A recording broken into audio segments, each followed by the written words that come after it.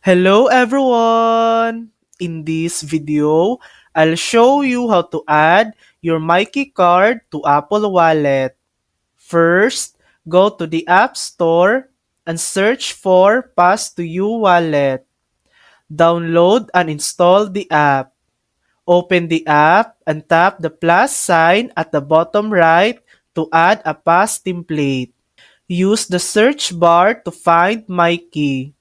Select the card and customize it with your name and Myki number.